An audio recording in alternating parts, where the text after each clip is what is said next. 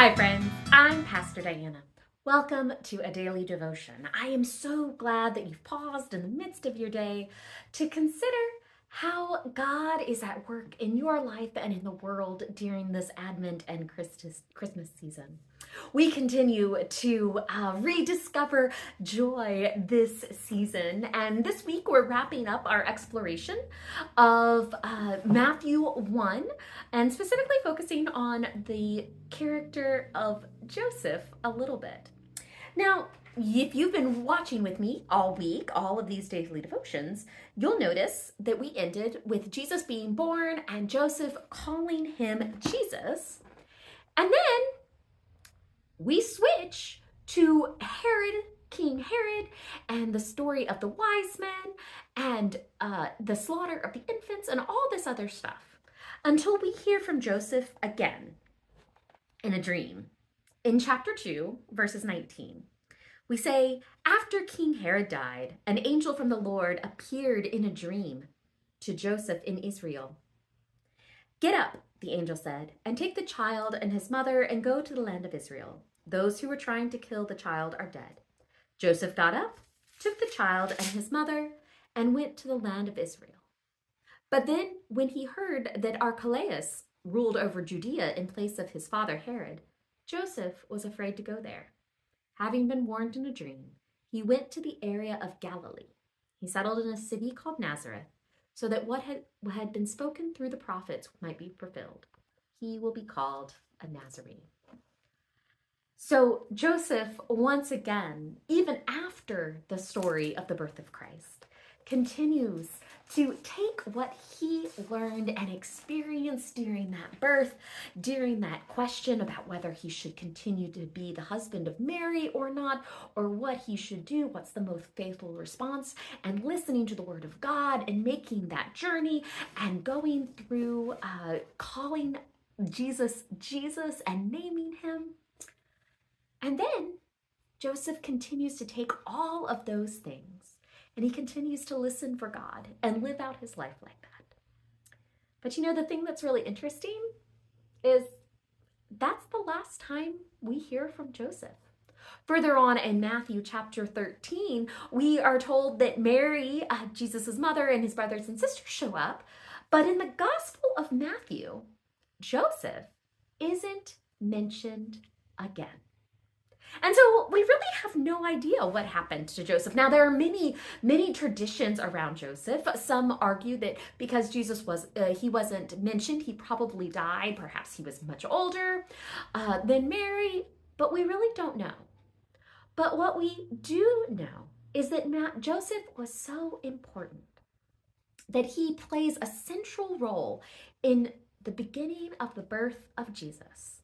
And then he takes what he experienced and continued to live that out. And it continued to inform his whole life. When I think about Joseph and I think about this nativity that I've been talking about all week, I can't help but smile. Now, this one is very, very broken, one of the wise guys.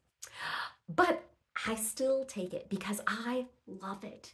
And it continues to remind me of all the stories, from the way that God has been at work in my life for generations, to the character of Mary, to Jesus, to the messengers, to Joseph, and to the ways that God, even when things aren't perfect, God shows up. Because, you know, every time I look at this nativity, I am filled with joy, and I rediscover joy again of the Christmas story. Now, you may wonder, I've told you about how as a child, we helped glaze this when I was about 5 or 6, and it was at the front of a nativity of our sanctuary for many years, and I would remember that we would bring in the pieces, all sorts of rituals at church. Well, when some friends of ours, who I grew up at the church with, when they moved away, we gifted this set, and the church gave it to them because they had been such powerful, important leaders. And so we gave it to them, and then we ended up making a new one, which I think is still used today, possibly. But we gave it to them. And I was very sad to see it go because it had a lot of memories. Wow. Well, do you know what happened? When I got married, which was just a couple weeks after my ordination, so it was an ordination married gift, I got a big box that was fragile and it was filled with bubble wrap. And inside of it was this nativity. They had no use for it, so they gifted it to me years later, like probably about 15 years later. And ever since, I put it out every year in some way.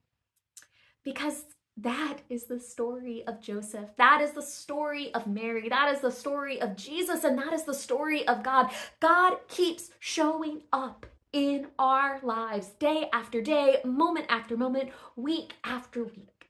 You might be thinking, there is no way I am filled with joy this season. Or there's no way in the midst of this craziness or the hecticness or whatever is going on in your life that I will ever experience Christmas joy. Maybe you had a big blow up with your family. Maybe something bad has gone on in life. Maybe you're sick. I don't know. But what I will offer you is that part of the Christmas story, part of the coming of the Christ child, is that God keeps showing up. And so part of us is when we keep looking, we can rediscover joy.